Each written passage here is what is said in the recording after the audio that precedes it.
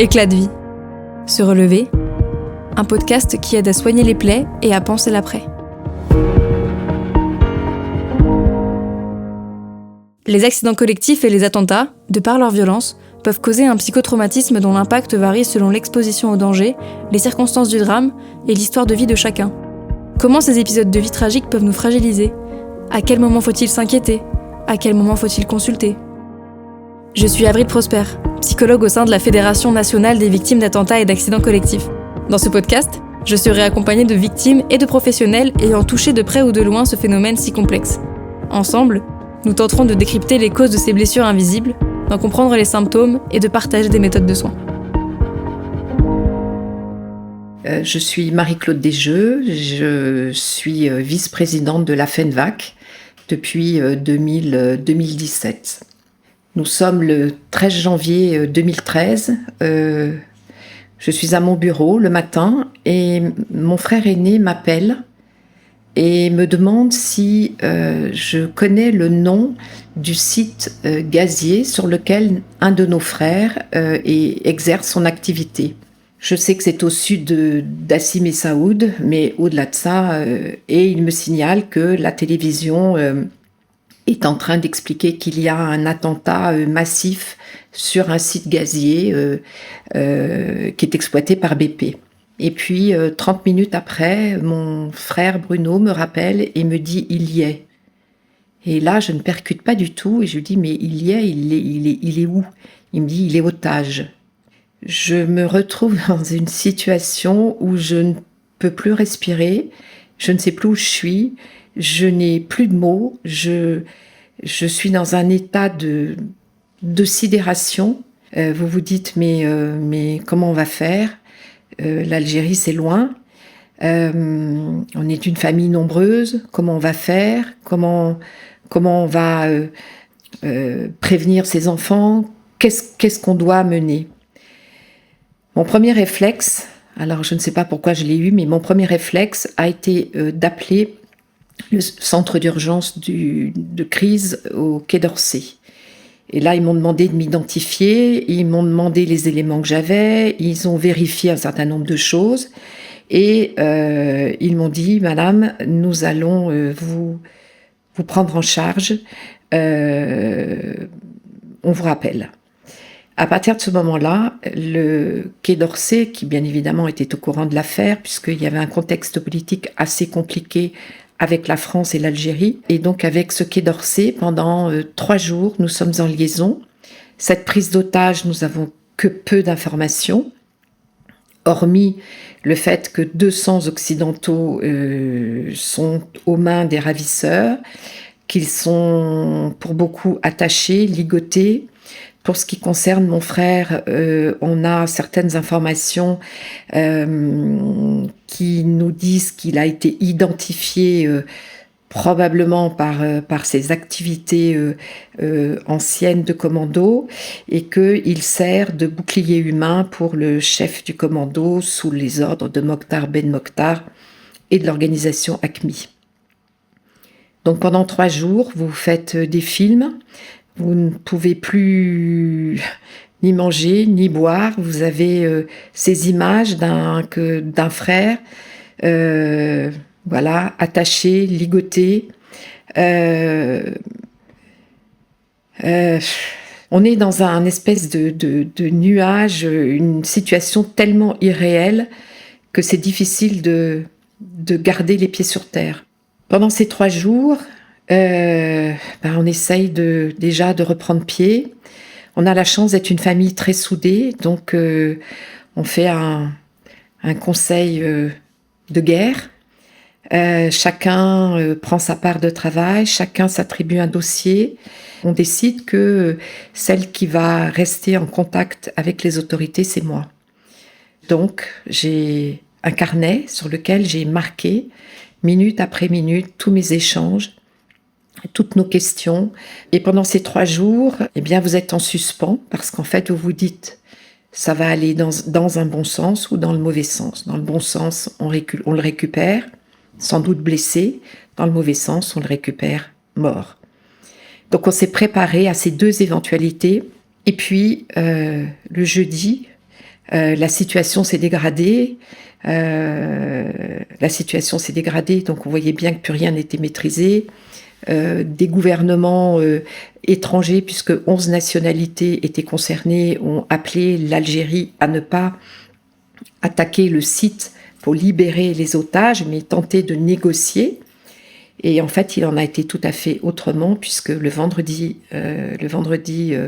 suivant, le 16, le gouvernement algérien a donné l'ordre d'attaquer le site, et ils ont neutralisé l'ensemble, les terroristes et les otages.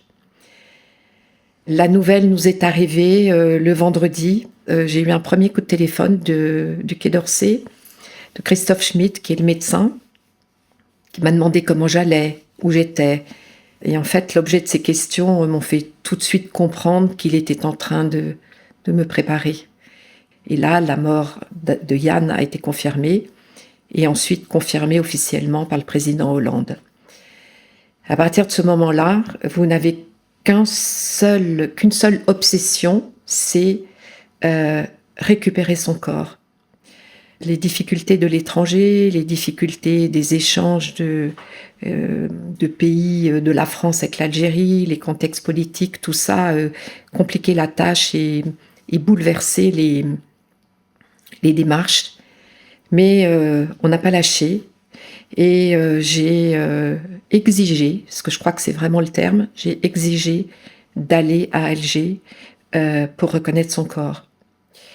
On a été entendus.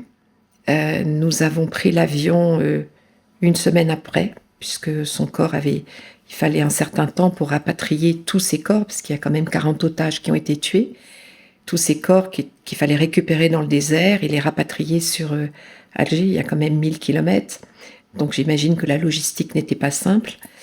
Et nous avons donc pu, une semaine après, prendre l'avion au petit matin avec des membres du Quai d'Orsay et nous rendre à Alger sur là où les corps des otages étaient regroupés. Dans l'avion, on m'a dissuadé d'aller reconnaître le corps. Et ça m'a agacée parce que nous avons une histoire familiale. Lorsque nous étions enfants, notre père est mort à l'étranger et on nous a ramené un cercueil qui n'a jamais été rouvert. Et dans notre imaginaire, c'est quelque chose qui nous a poursuivis parce qu'on n'a jamais matérialisé la mort de notre père. Et ça, c'est un manque. Un manque pour ma mère déjà et pour nous. Et là, je me suis dit, ma mère, il va falloir lui annoncer la mort d'un de ses fils et on ne peut pas lui refaire l'histoire de 40 ans plus tôt, c'est-à-dire de lui ramener un cercueil sans être vraiment sûr de qui est dedans. Donc j'ai pris ça un peu comme une mission. Donc on m'en a dissuadé, bien sûr, parce que j'imaginais bien qu'on n'allait pas, j'allais pas avoir un corps intact. Ça, j'avais bien intégré ça toute seule. Mais on a poussé la porte, on a été affronter l'indicible avec mon frère, qui était avec moi. Et étrangement, le choc passé, je dirais bien le choc, parce que c'est quelque chose de très lourd, mais finalement et bizarrement, ça m'a soulagée. Soulagée parce que nous avons pu le reconnaître, soulagée parce que je me suis dit, on va le ramener, et soulagée parce que je pourrais dire à ma mère, maman, c'est bien lui. Après, vous avez le retour, le vol du retour, vous arrivez à l'aéroport dans des conditions très complexe, l'avion est entouré de cars de gendarmerie, vous êtes immédiatement évacué de l'avion, on vous met dans des petits bureaux où vous avez un premier interrogatoire, vérifier vos identités, vérifier les liens que vous aviez avec lui, enfin bon, tout ça, ça me paraît un peu complètement déconnecté de la situation que nous vivions. Puis il y a eu un accueil officiel à Roissy. Et puis voilà. Et puis le fourgon part à l'Institut médico-légal. Et là s'engage pour nous une course contre la montre parce que là on rentre dans le pratique. Et pour les victimes, c'est très compliqué de passer d'un état de sidération, d'un état irréel, à un état où vous êtes obligé et confronté à travailler sur des choses pratiques. Commander un nouveau cercueil, où on va l'enterrer, organiser les obsèques, enfin tout un tas de choses qui sont malheureusement matérielles. Tant de familles y sont confrontées, mais il faut le faire. Voilà, donc on se mobilise. Mon frère ayant eu, comment dirais-je, une carrière dans ses commandos assez exemplaire, et ses frères d'armes et son régiment de Bayonne ont voulu lui rendre un hommage national. Et donc nous avons été confrontés à l'organisation de 2 cérémonies importantes, l'une à Paris, avec des autorités militaires, et l'autre à Bayonne. Et les difficultés administratives ont fait que nous n'avons pas pu l'enterrer tout de suite. Il n'a été enterré réellement qu'1 mois après. Donc cet événement nous a amenés à avoir un parcours très difficile, très anxiogène pendant 1 mois et demi à partir de l'événement. Ensuite, nous sommes confrontés bien évidemment à l'engrenage du contexte judiciaire. Donc là, vous êtes convoqué par un juge d'instruction, il y a une enquête préliminaire, vous ne comprenez pas tous les arcanes de la justice. En tous les cas, ce qui est certain, c'est que nous, on a très vite compris que notre affaire était une affaire qui n'allait pas se régler en 2 minutes. Et d'ailleurs, l'enquête préliminaire a duré 1 an. Une enquête préliminaire ne dure jamais 1 an. Si on compare à l'affaire d'Hervé Gourdel, qui a été tué en Algérie quelques mois après, Hervé Gourdel, l'enquête préliminaire, elle a duré 10 jours, nous 1 an. Et il a fallu, au bout d'1 an, que nous fassions un éclat de voix pour se faire entendre sur Europe 1, pour qu'enfin, cette enquête préliminaire se transforme en instruction. Ça, c'est le premier combat judiciaire. Et là, vous vous apercevez que vous êtes au début d'un parcours qui est long, lancinant, éprouvant, et qui demande une énergie alors que vous n'en avez plus. Le parcours judiciaire, eh bien, c'est une succession d'interrogatoires, des juges d'instruction. Donc ce temps judiciaire, il est très long. D'autant que nous avons peu d'informations, la France ne fait aucune investigation, ne demande aucune commission rogatoire, et là on se rend compte que si on ne s'empare pas de notre dossier, eh bien on va tomber dans l'oubli très rapidement. Nous allons à la rencontre d'otages étrangers en Norvège, en Grande-Bretagne, parce que on veut rencontrer des témoins, particulièrement un qui a été attaché dos à dos une nuit entière avec mon frère et qui nous a raconté leurs échanges et ce que tentait de faire mon frère pour se libérer et procéder à un sauvetage des autres, puisque ça a été sa mission et son engagement. Il n'a fait que, pendant ces 3 jours, s'occuper des autres, tous les témoignages l'attestent. Et finalement, je pense que c'est cet engagement qui a fait que ça a été un élément déclencheur pour moi. C'est que je me suis dit, il n'a pas lâché, nous, on ne va pas lâcher non plus.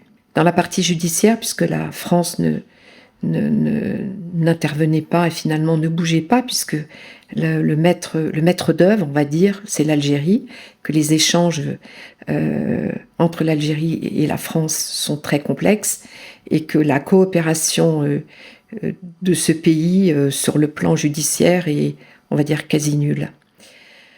Alors nous avons tenté de nous porter partie civile en Grande-Bretagne, donc nous avons fait de nombreuses allées et venues. Je ne rentrerai pas dans tout ce qu'il a fallu investir, parce qu'il faut prendre des avocats en France, il faut prendre des avocats à l'étranger, il faut comprendre les différences de procédures. Bref, c'est un combat que vous menez au quotidien, qui vous bouffe votre vie.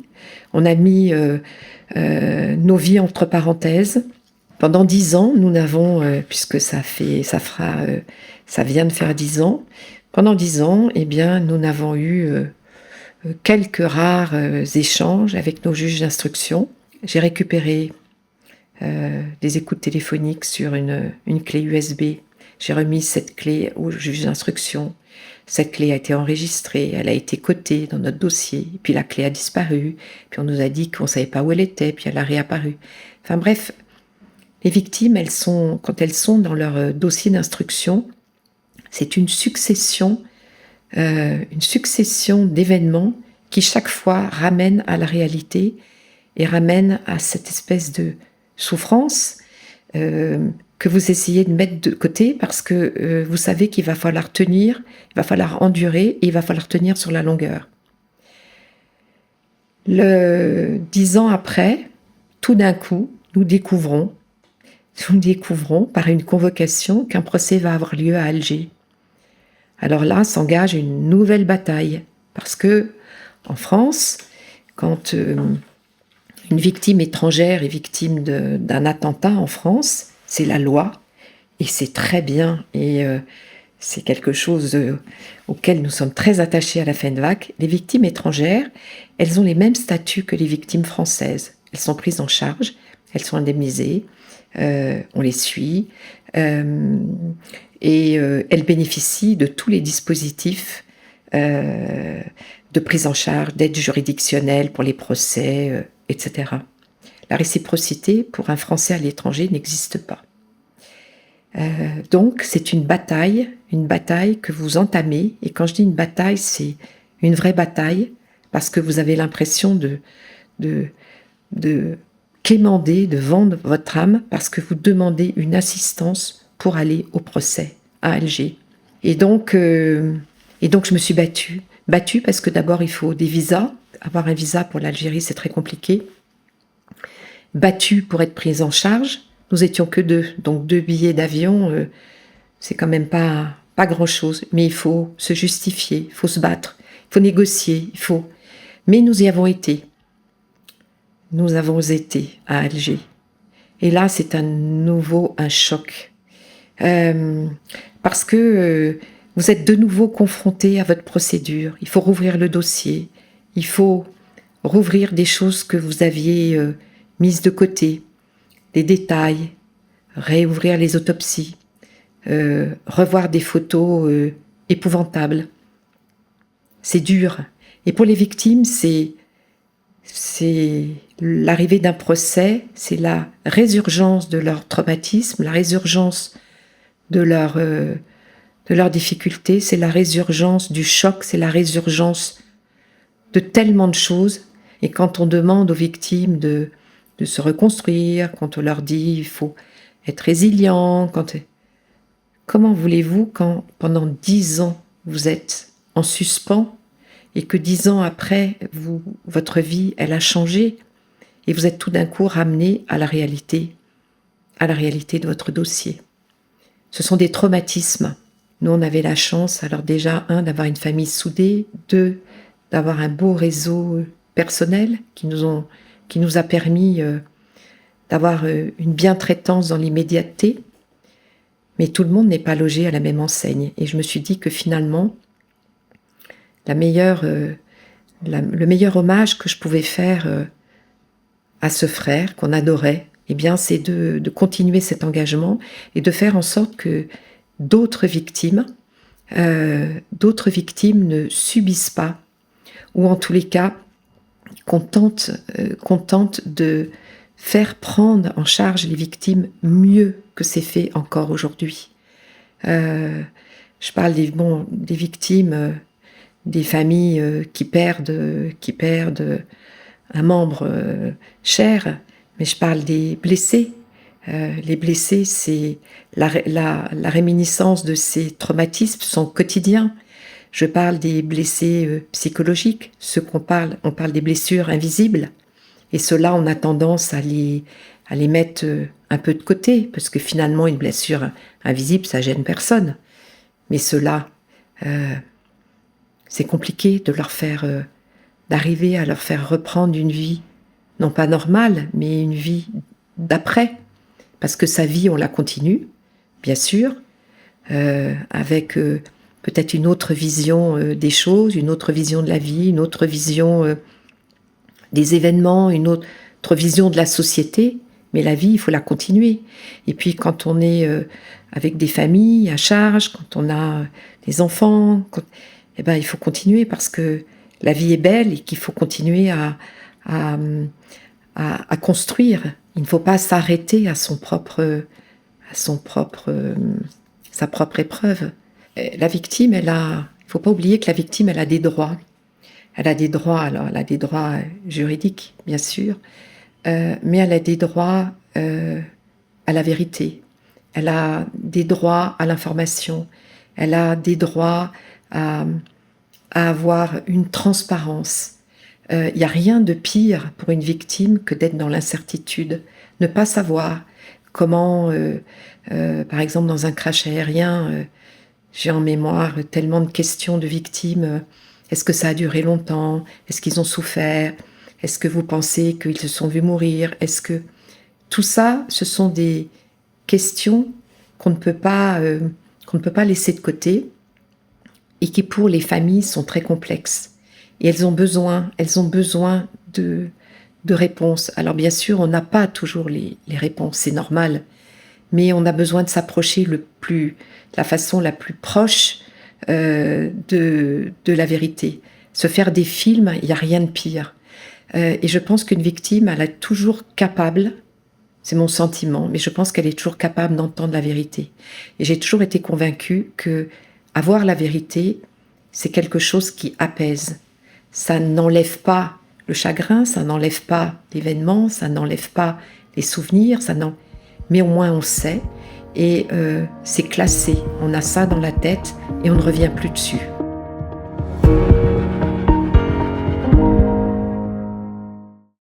Attention, les informations partagées au fil de ce podcast ne sont en aucun cas un outil d'autodiagnostic ou de soin. Le recours à un professionnel est donc vivement recommandé. À la suite d'un événement traumatogène, il est important de rester attentif aux troubles pouvant intervenir sur le plan psychique ou physique. La FENVAC peut vous orienter vers des praticiens habilités à répondre à vos besoins. En cas d'urgence, contactez le 15.